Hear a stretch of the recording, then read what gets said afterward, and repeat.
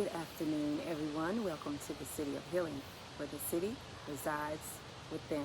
This is your sister, Sanat Angela. Hope that everyone is having a beautiful Saturday afternoon so far. Wanted to come forth and do a brief share. I just came from the local farmers market. I love going there and getting fresh fruits and vegetables and supporting our local farmers is so very important to do. Got me some fresh strawberries, some dandelion greens, some kale, some cabbages. What else? And they had mushrooms there. They had some lion's mane. I didn't get any lion's mane, and also some blue oyster mushrooms. I was talking to the local grower there, and they were telling me how they grow them, giving me some education on them. Not to mention, I don't know if anyone's looked at my video about mushrooms. I actually had the experience of growing some in house, so that was pretty fun to do. I learned how to do that, how to get the substrate together, how to water them, keep them in a dark place, etc. So just mentioning that, I wanted to just come forth and talk about a little bit about heart health, in particular arrhythmias and atrial fib, A-flutter. When your heart's out of rhythm, whenever your body sends you signals, such as, your blood pressure's high, you have a headache, you feel flutters, or you're constipated, or something is going on that's out of sync, out of rhythm with what your body is used to feeling healthy and well. It's a message that your body is sending to yourself to pay attention. And some of us pay attention to the symptoms, and some of us kind of suppress them. Sort of like, unfortunately, what we are doing now with modern medicine is actually suppressing the symptoms. And in some instances, it's very, very important to do that. Of course, if I have a headache, if I'm having a panic attack, if I'm having a heart attack, if I am nauseated, if anyone is having any of those type of symptoms, they want immediate relief, and that's normal. And sometimes that kind of eases the symptoms off if you are having some extreme symptoms. But we need to get back to the original way of doing things in some instances. Some people are practicing what we call functional medicine, in which they're actually going and getting to the root cause of the illness or the dis-ease that's going on within your body. And there's so many symptoms, so many ways to address that, but particularly with arrhythmias, or when your body or your heart is out of rhythm, there's so many different reasons why, and I'd like to just bring some forth for us to think about and even research more into. I'm even working on a paper now to submit. Actually, I have a few papers that I can submit, but particularly relations to panic attacks and anxiety. And if you really think about it, they're really two different things, but with similarities. Panic attacks is really the body alerting you that something is going on. It doesn't necessarily have to deal with what's going on mentally, physically, emotionally, but in this particular instance, physically, what your body is trying to tell you. Anxiety is a condition of the mind, or what you are responding to in your surroundings. So they are somewhat the same but different. And what I was experiencing once upon a time ago were panic attacks due to some things that were going on within my body. Even though the doctors were saying, oh, you're depressed, you're anxious. And in my mind, I was like, no, I'm not. Something else is going on. My body is signaling me that something is going on. And in these instances, they do some tests, the usual tests, check your heart out. And I've gotten, when I was having these panic attacks, oh, your heart's in excellent condition for your age, this, that, and the other. Yes, I know, your blood pressure's good, It must be your anxiety, you're anxious about something underlying. And this perhaps can be true in some instances. But in this instance, it was some other things, and I've seen also going on with other people as well, such as your vitamin D level, such as your magnesium level, and your vagus nerve. These are just three things I'm going to touch on, I believe, that will, I think, cause us to really think more into and to realize that there's something else going on, these signals that we should pay more attention to.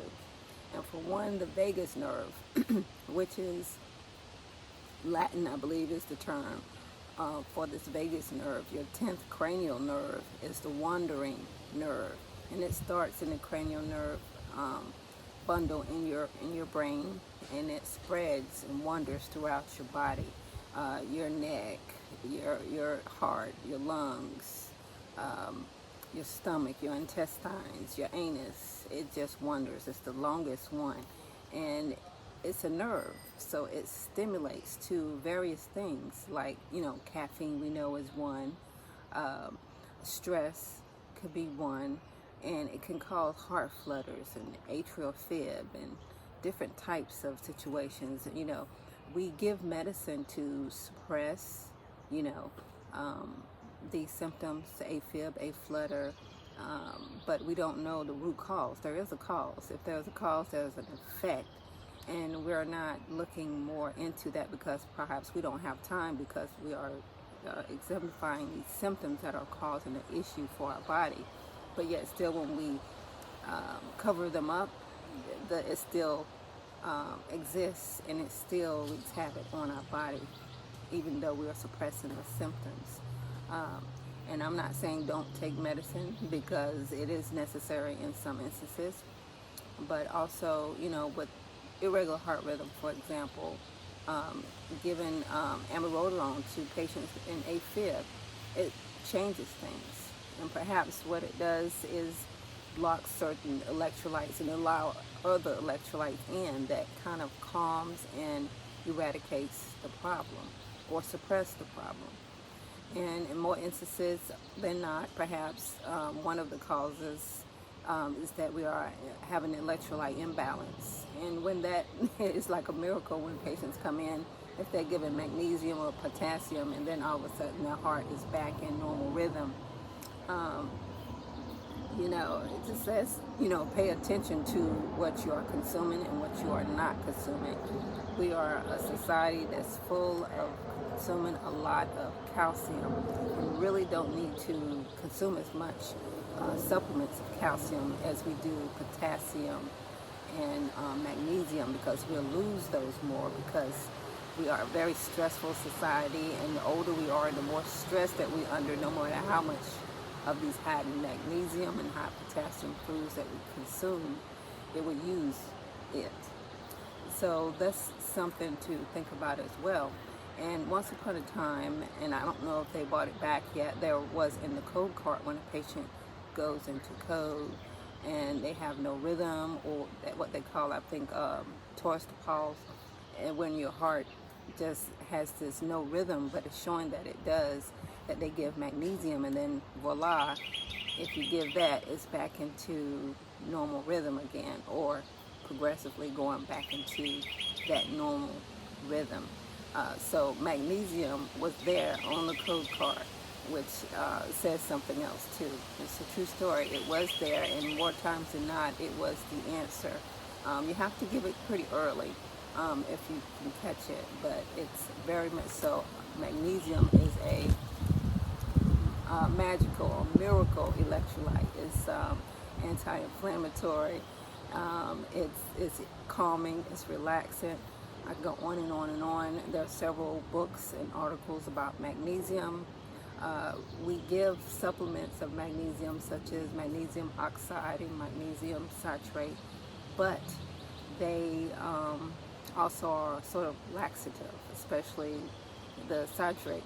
They are laxatives. So if you were given these and then they're laxative, you're still losing the magnesium. So we have to find the correct magnesium to give. And even though our levels say, it's normal magnesium, but we really need to actually check for the magnesium the ionized magnesium to make sure that it's actually getting into the cells so that the body is using it like it needs to be used. And that's something that we're lacking. We don't really check ionized magnesium. We just check magnesium serum, and which means that you're going to lose it again if you have bowel movement or diarrhea or urinating a lot or under a lot of stress. So we need to rethink that and go into research on how we can actually replace with the correct type of magnesium. So that's just something to think about. As well as potassium, both of them. Magnesium is more of a relaxant, and potassium is more of a conductor, so that the heart can stay in the correct rhythm.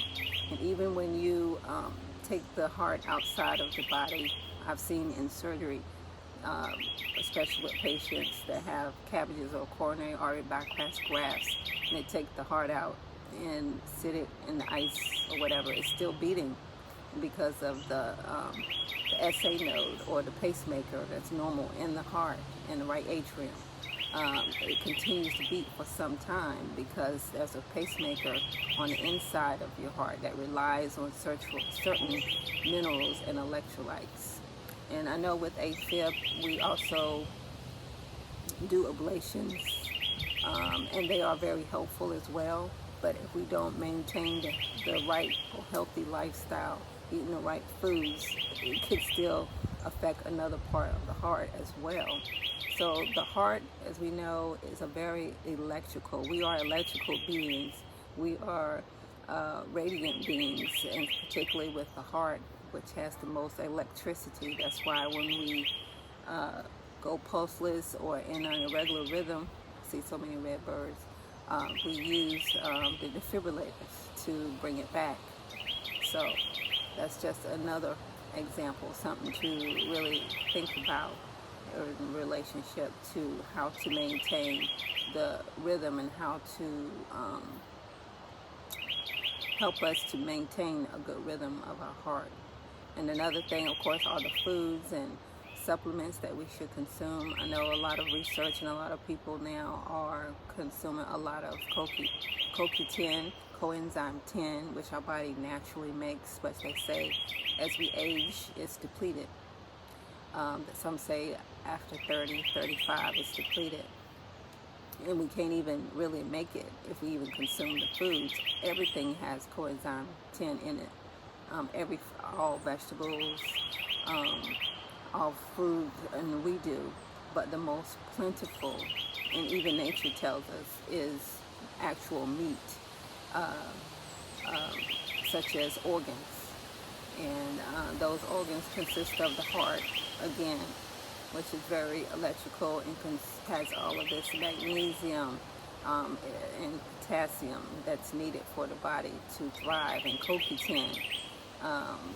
And that's why lions, when you look at the wild and how they eat, and how I've seen wild animals eat, when they kill, they go for the body organs. They don't go for a wing or a thigh.